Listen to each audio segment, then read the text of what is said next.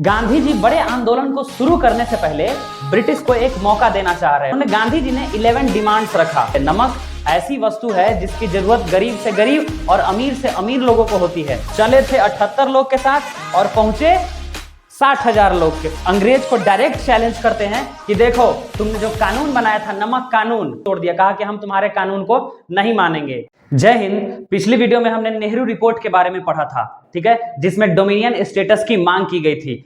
और जब British government को यह भेजा गया नेहरू रिपोर्ट, तो ब्रिटिश गवर्नमेंट ने कोई भी जवाब इसका नहीं दिया। और उसके ठीक एक साल बाद 1929 में नेहरू ने रावी नदी के किनारे झंडा फहराकर पूर्ण स्वराज की घोषणा कर दी थी।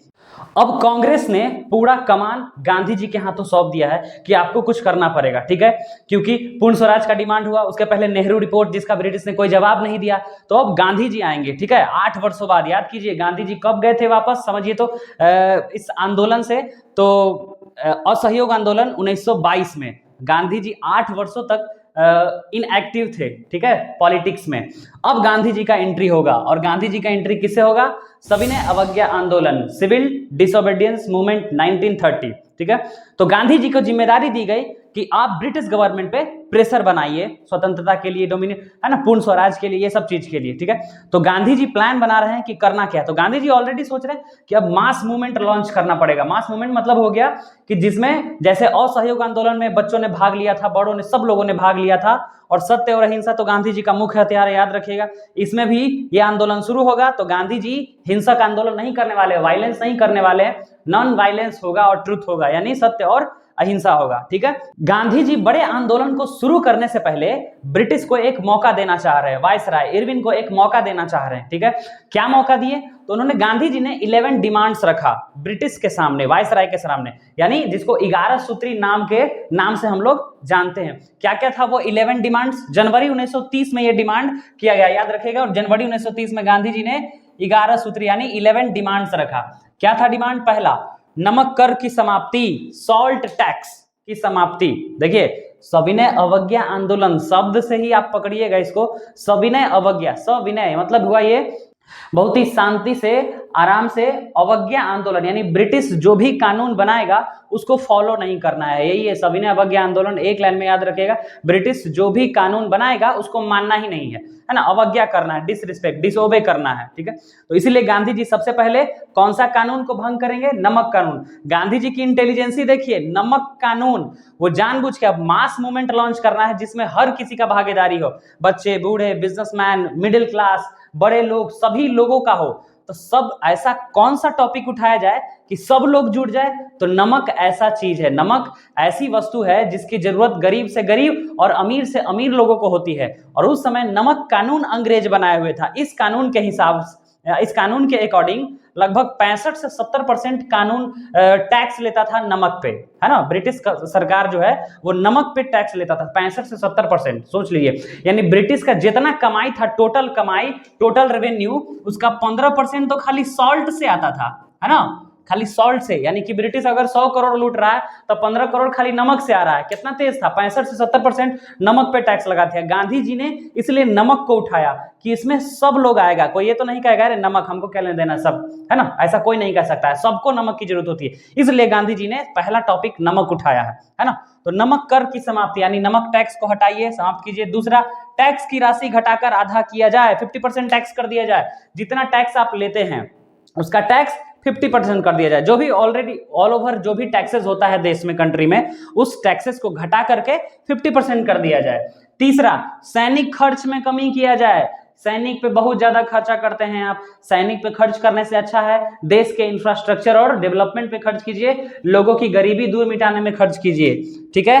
चलिए, 3 हो गया। चौथा, नशीली वस्तुओं की बिक्री बंद की जाए। नशीली वस्तुओं की बिक्री से नुकसान होता है। बच्चों, मंदिरों के आगे कई सारा शराब का दुकान तो मंदिर और स्कूल के जस्ट आगे होता था।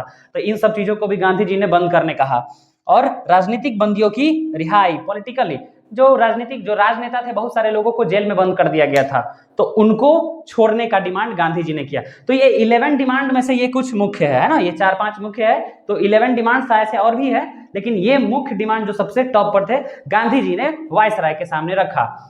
याद रखिए, ये डिमांड एक वार्निंग की तरह है कि देख भाई, हम आंदोलन बहुत बड़ा लॉन्च करने जा रहे हैं, उससे पहले तुम चाहते हो ब्रिटिश सरकार कि हम आंदोलन लॉन्च नहीं करें, तो मेरा ये बात मान लो।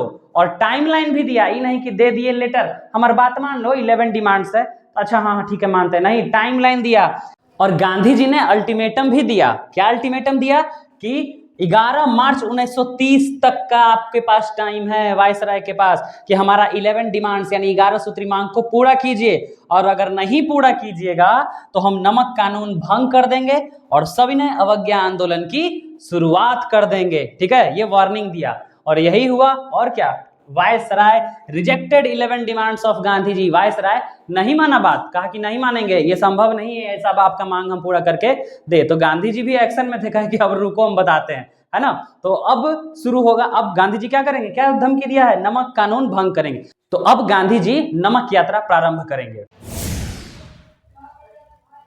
वायसराय ने गांधी जी के 11 डिमांड्स को रिजेक्ट कर दिया, इसलिए अब गांधी जी दांडी यात्रा शुरू करेंगे। दांडी यात्रा को यानी हम लोग दांडी यात्रा को नमक सत्याग्रह भी कहते हैं, क्योंकि दांडी मार्च इसको कहते हैं। दांडी एक जगह है, ठीक है ना, गुजरात में ये दोनों जगह है। तो दांडी यात्रा की शुरुआत कैसे होती है, तो गांधी जी 12 मार्च, याद होगा आपको, गांधी जी ने वायसराय को 11 मार्च तक टाइम दिया था कि मेरा 11 डिमांड्स मान लो। वायसराय रिजेक्ट कर दिया, नहीं मानेंगे। अगले ही दिन गांधी जी 12 मार्च 1930 को यात्रा शुरू कर देते हैं। ठीक है ना, ये यात्रा कहां से कहां तक है, तो साबरमती, साबरमती गांधी जी का आश्रम है, तो साबरमती से लेकर के दांडी समुद्र किनारे, नमक तो समुद्र किनारे ही बनेगा, वहां तक का यात्रा करने का संकल्प लेते हैं। ठीक है, तो साबरमती से दांडी जाते हैं, कितने लोगों के साथ, 78 सहयोगियों के साथ गांधी जी दांडी पहुंचते हैं। और ये यात्रा 240 मील, लगभग अबाउट 400 किलोमीटर के आसपास होगा, अगर किलोमीटर में, माइल्स में, मील में 240 मील है। ठीक है, यह यात्रा 24 दिनों तक चलती है। और गांधी जी चले थे 78 लोग के साथ, साबरमती में 78 लोग के साथ चल दिए, लेकिन जहां जहां जिस गांव में रुकते थे, 400 किलोमीटर कोई छोटा मोटा दूरी नहीं है, लगभग 240 मील है ये। ठीक है, तो जिस गांव में भी रुकते थे हजारों लोग उनको सुनने आ जाते थे, और सब लोग वहां से साथ में होके कि हम भी गांधी जी के साथ जाएंगे, है ना। तो गांधी जी जब पहुंचे थे दांडी, है ना, पहुंचे थे 24 दिनों के बाद, यानी लगभग 5 अप्रैल को पहुंचे थे, तो 60,000 लोग पहुंचे थे वहां पे। चले थे 78 लोग के साथ और पहुंचे 60,000 लोग के साथ। ठीक है, 5 अप्रैल को दांडी पहुंचते हैं और उसके ठीक कल होकर यानी 6 अप्रैल को समुद्र किनारे जाते हैं, पानी उबालकर नमक बनाते हैं और अंग्रेज को डायरेक्ट चैलेंज करते हैं कि देखो तुमने जो कानून बनाया था नमक कानून, क्या था नमक कानून में, कि सिर्फ और सिर्फ ब्रिटिश सरकार ही नमक बनाएगी और उस पर टैक्स भी लिया जाएगा। गांधी जी ने इस कानून को तोड़ दिया, कहा कि हम तुम्हारे कानून को नहीं मानेंगे, है ना, यानी सविनय अवज्ञा आंदोलन की शुरुआत कर दिया, नमक बना दिया, कानून तोड़ दिया गांधी जी ने। और गांधी जी ने लोगों से अपील किया, क्या क्या अपील किया, देश भर में सब लोग नमक बनाइए, कोई दिक्कत नहीं है, लेकिन सत्य और अहिंसा का ध्यान रखना है। देखिए जितना भी अपील है एकदम ये अहिंसात्मक आंदोलन है, अहिंसात्मक नॉन वायलेंट मूवमेंट है, कोई मारपीट नहीं होना चाहिए। ठीक है, नहीं तो आंदोलन खराब हो सकता है। तो गांधी जी का अपील, देश भर में नमक कानून बनाया जाए, विदेशी वस्तुओं का बहिष्कार किया जाए, बाइकआउट फॉरेन गुड्स, ये असहयोग आंदोलन में भी था। विदेशी वस्तुओं का बहिष्कार करने का मतलब है कि उसको इकोनॉमिकली तोड़ दो, आर्थिक स्थिति अंग्रेजों का खराब कर दो। शराब की दुकान की पिकेटिंग, पिकेटिंग मतलब सील द शॉप्स, है ना, वाइन शॉप्स को, मतलब ये भी है कि सील मतलब ये हुआ कि हाँ दुकाने पे जाके आंदोलन करने लगे, हजारों लोग खड़ा हो जाइए, है ना, जो खरीदने आएगा उसको कन्विंस करके भगा दीजिए कि शराब का दुकान ऑटोमेटिक बंद हो जाएगा। सरकारी नौकरी से इस्तीफा, ये भी असहयोग आंदोलन में था, सब लोग अपना अपना नौकरी छोड़ दीजिए, विद्यार्थी टीचर सबको स्कूल कॉलेज भी छोड़ने के लिए कहा गया। ठीक है, मजदूरों ने भी हड़ताल शुरू कर दिया, यानी गांधी जी का ये सब एक्शन है, ये लोगों का प्रतिक्रिया है। गांधी जी को खुला समर्थन मिला, भारी सपोर्ट मिला, महिलाओं ने भी इसमें खूब भाग लिया, बढ़ चढ़ के हिस्सा लिया। यानी ये सविनय अवज्ञा आंदोलन का पहला कदम क्या है, दांडी मार्च, यानी नमक कानून को तोड़ रहे हैं। अवज्ञा आंदोलन है, नाम ही है, अंग्रेज जो आज्ञा देगा उसको नहीं मानना है। और पहला चीज क्या किए, दांडी यात्रा यानी नमक सत्याग्रह, इसको नमक सत्याग्रह भी कहते हैं, नमक कानून तोड़ करके और आंदोलन की शुरुआत कर दिया। ठीक है, चलिए शुरुआत तो हो गया, एगो दो आदमी नहीं पहुंचा है साबरमती से दांडी, 60,000 लोग है, 24 दिनों की लंबी यात्रा हुई थी, है ना। सरकार का हिंसात्मक यानी violent reaction of the government, सरकार इसको हल्के में नहीं लिया, बोला नहीं इसको इग्नोर नहीं करेंगे। वायसराय इरविन जो है इसको इग्नोर नहीं किया, है ना। गांधी जी तो चैलेंज किए और चैलेंज करके अपना काम भी कर दिए। इस सरकार जो है बहुत ही ज्यादा हिंसात्मक हो गया था, लोगों को मारना पीटना शुरू कर दिया। 60-60 हजार लोग हैं, हजारों लोगों को जेल में डाल दिया, औरतें बच्चे बूढ़े सब पर अत्याचार किया गया, एकदम इतना निर्ममता से सबको जेल में ठूस दिया, किसी को मारा, गुप्त रूप से मुकदमा चला के कितना के फांसी पर लटका दिया। जुर्म बढ़ते ही जा रहा था, राजनीतिक बंदी बना लिया बहुत सारे लोगों को। गांधी जी इससे दुखी हो जाते हैं। सरकार के इस आक्रामक रवैये की, सरकार ज्यादा वायलेंट हो गया है, लोगों पे जुर्म कर रहा है, तो महात्मा गांधी ने सोचा कि ये आंदोलन वायलेंट हो रहा है, हिंसात्मक होते जा रहा है, लोगों को मार रहा है, पीट रहा है, उठा उठा के जेल में जबरदस्ती ठूस रहा है। तो गांधी जी को लगा कि हमारी वजह से बहुत ज्यादा नुकसान हो जाएगा, ये आंदोलन का रुख ही मुड़ जाएगा, कहीं और मुड़ के चला जाएगा, ये आंदोलन गड़बड़ हो सकता है। तो इसलिए जो है इन्होंने सोचा कि वायसराय से बात करनी चाहिए, और वायसराय भी गांधी जी से बात करना चाह रहा है, ठीक है। इसके पीछे क्या है कि एगो लंदन में गोलमेज सम्मेलन होना था, गोलमेज यानी राउंड टेबल कॉन्फ्रेंस होना था सब पार्टी के साथ, भारत के सभी पार्टी के साथ। तो वो कॉन्फ्रेंस फेल हो गया था, ठीक है ना, क्योंकि कांग्रेस ने हिस्सा ही नहीं लिया था। कांग्रेस हिस्सा नहीं लेगा तो कोई भी उसका मीटिंग सक्सेस होगा। सोचिए तो कैसा है, कांग्रेस पार्टी कितना बड़ा है कि 60-60 हजार लोग सपोर्टर है उसके, तो ई पार्टी तो था ही नहीं, ठीक है ना। इसीलिए फर्स्ट राउंड कॉन्फ्रेंस जो है फेल हो गया था। वायसराय उधर तैयार था, बैठा हुआ था कि कब गांधी जी इस आंदोलन को बंद करेंगे कि हमारा टेंशन खत्म होगा, और कांग्रेस पार्टी को लंदन ले जाके मीटिंग के लिए बुलाएं कि देख भाई नेहरू रिपोर्ट पे क्या है, साइमन कमीशन जो बना था उस सब पे चर्चा होगा, यानी संविधान पे चर्चा के लिए वो राउंड टेबल कॉन्फ्रेंस करना चाहता है। और गांधी जी और कांग्रेस पार्टी तो भाई आंदोलन में व्यस्त है, तो अंग्रेज भी चाह रही है कि आंदोलन जल्दी से जल्दी बंद हो, और जल्दी से जल्दी बंद करने के लिए वो लोगों पे जुर्म कर रहा है।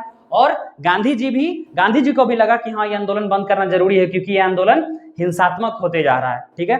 तो अगले वीडियो में हम देखेंगे कि गांधी जी इस आंदोलन को कैसे वापस लेते हैं और क्या क्या समझौता होता है वायसराय, क्योंकि वायसराय भी चाह रहा है आंदोलन वापस हो, गांधी जी दोनों को प्रॉब्लम हो रहा है, ठीक है। तो इस आंदोलन को वापस कैसे लिया जाता है ये अगले वीडियो में पढ़ेंगे। जय हिंद।